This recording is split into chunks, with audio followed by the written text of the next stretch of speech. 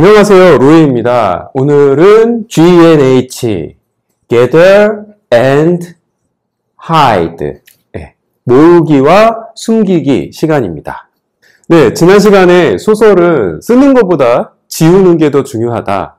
자, 쓰여진 부분보다 숨겨진 부분이 더 중요하다. 자, 이런 얘기 했었는데요. 자, 오늘 그 연장선상이라고 생각하시면 될 것 같아요. hide는 기본적으로 소설에서는 무조건 해야 되는 일이잖아요. 적당히 비우면서 써야만 뒷부분이 궁금해진다고 했죠. 항상 우리는 그래서 문장을 조금씩 숨기면서 쓰게 되는데요. 자, 요 hide는 우리가 글을 쓰면서 항상 하는 일이기 때문에 이거를 먼저 하기가 어려워요. 이거는 전체 구성이라기보다는 되게 세부까지도 신경을 써야 되는 요런 기술이거든요.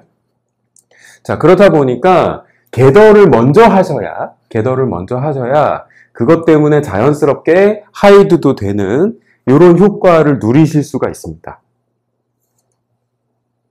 자, gather부터 한번 설명을 해볼까요? 자, 예를 들어서 어떤 부부가 많이 싸우고 있다고 쳐요. 자, 그런데 이 부부가 얼마나 자주 싸우는지를 보여주기 위해서, 그리고 어떠한 식으로 싸움을 했는지를 보여주기 위해서 어떤 분들은 이 싸움을 나누세요. 그러니까 싸움 1, 2, 3 이렇게 나눠가지고 단계별로 쓰시는 거죠. 그죠?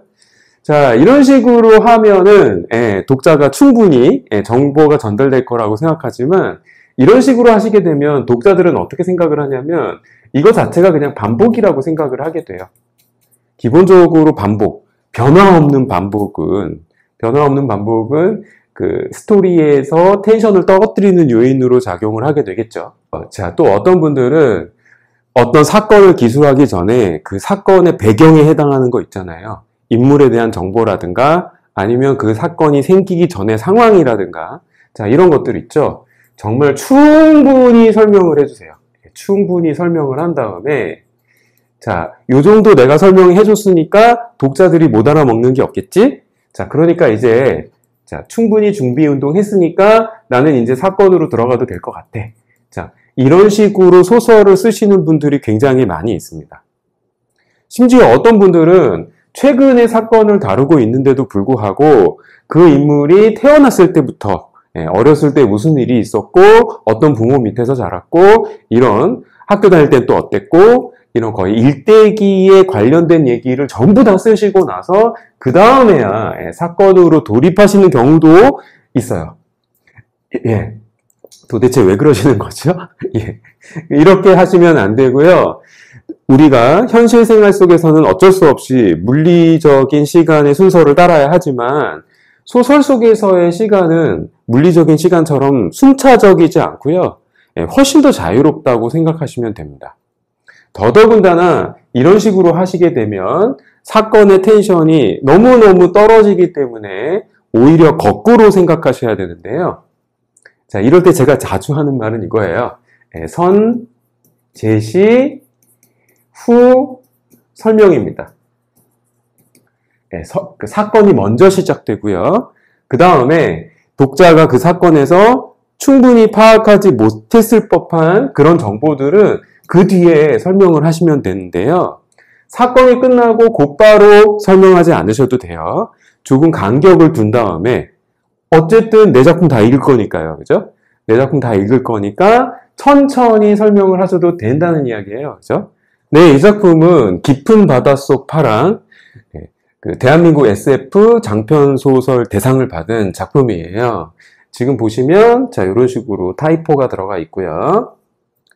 자, 요 소설의 내용은요, 치매 잠수함 이야기인데요. 인물이 3명 나오게 됩니다. 한 명은 치매 잠수함에서 자원을 캐기 위해서 일하고 있는 잠수정 조종사고요. 또 한 명은 그 잠수함을 조사하기 위해서 그 조사관으로 파견된 그 여성 대원이고요. 자, 또 한 명은 어쨌든 위험한 환경이니까 거기 군인들이 있어야 되잖아요. 그 군인들의 한 명. 이렇게 남자 2명, 여자 1명, 자, 이렇게 3명이 잠수함에 고립되는 이런 전체적인 서사 구조를 가지고 있습니다. 일단 가장 처음에 등장하는 인물은 나이가 좀 있어요. 예, 거의 노인에 가까운 잠수정 조종사인데요. 이 잠수정 조종사의 이름은 피셔입니다. 예, 피셔는 생태계에 관심이 많아요. 자기가 자원을 캐고는 있지만 가장 생태계를 해치지 않는 그런 그 방향으로 그 자원 개발 계획을 그 변경하려고 무던히 애쓰는 사람이죠. 하지만 잠수정 조종사기 때문에 아무도 그의 말에는 귀를 기울이지 않거든요. 그럼 일단 이 소설을 시작할 때 심해 잠수함이니까 심해에 대해서 묘사를 해야 되잖아요. 근데 만약에 이 심해에 대한 생태계를 이야기하는데 그 생태계에 대한 것들을 전부 다 이야기한다면 어떻게 될까요?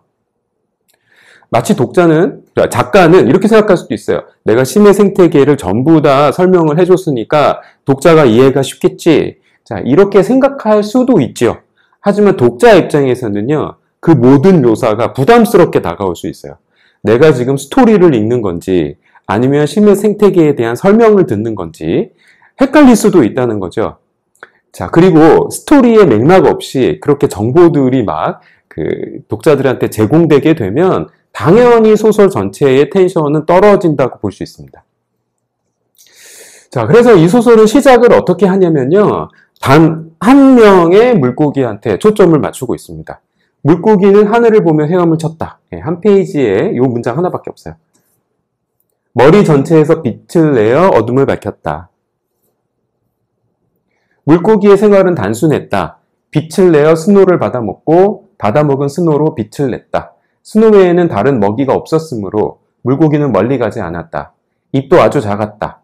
기분이 좋으면 사선으로 춤추며 빛의 그림을 수놓았다. 자, 요렇게 한 문장씩 쓴 다음에 본격적으로 이제 이 물고기 이야기로 들어갑니다. 물고기의 이름은 루시였다. 루시는 종종 꼬마 물고기들을 데리고 다녔다. 꼬마 물고기들은 루시의 빛에 의존해 스노를 받아먹었다. 그들에게 루시는 작은 태양이었다. 작은 태양은 뜨겁지도 위험하지도 않았다. 높은 곳까지 헤엄치는 물고기들은 태양의 무서움을 잘 알았다. 약간의 햇빛만으로도 화상을 입거나 죽을 수 있었다. 그들은 태양의 힘이 닿지 않는 곳에서만 살아갈 수 있는 존재였다.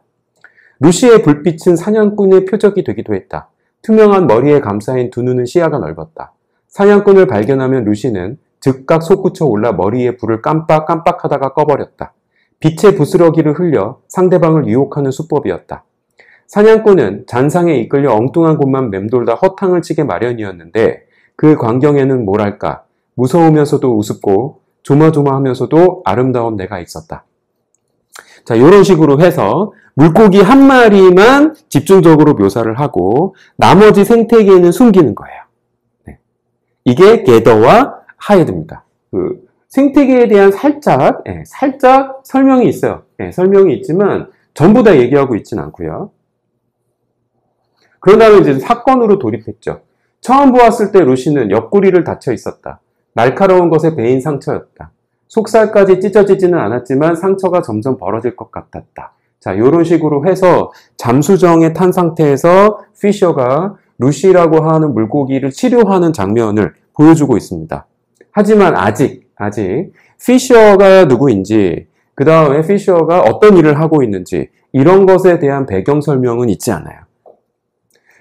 만약에 우리가 굉장히 유주얼한 방식으로 여기 나오는 피셔라고 하는 인물에 대한 설명을 한다면 피셔가 언제 어떤 유년 시절을 보냈고 어떻게 잠수정 조종사가 되어서 잠수정 조종사로서 심해에서 어떤 생활을 하고 있는지 하나하나 이제 얘기를 해주게 되겠죠.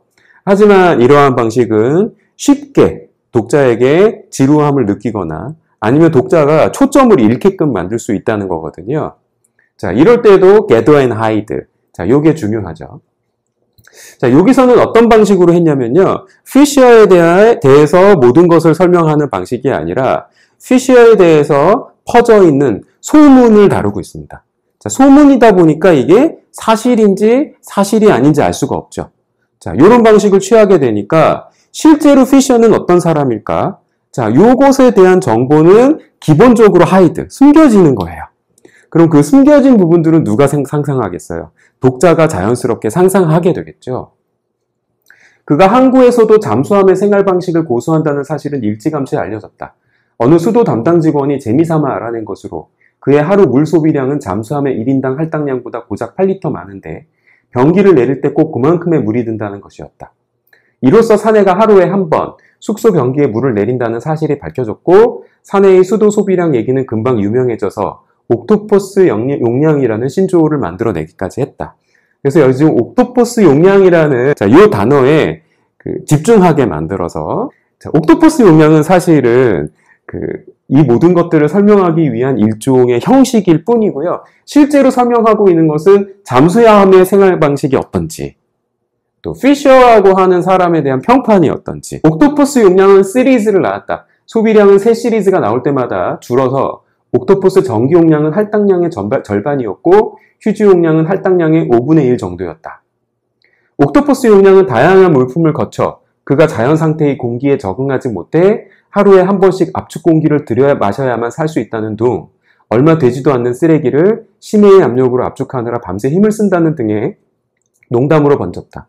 결정판은 사내가 유일하게 다른 사람보다 많이 소비하는 것이 음식과 약인 바, 이유는 수중에서처럼 심해열을 잡아 영양 보충을 할 수 없어서라는 것이었는데 이 소문은 어이없게도 사실로 믿어져서 옥토퍼스 시리즈의 종지부를 찍고 말았다. 그가 심해열을 먹는다는 소문만이 눈병처럼 번졌다 소멸했을 뿐이었다.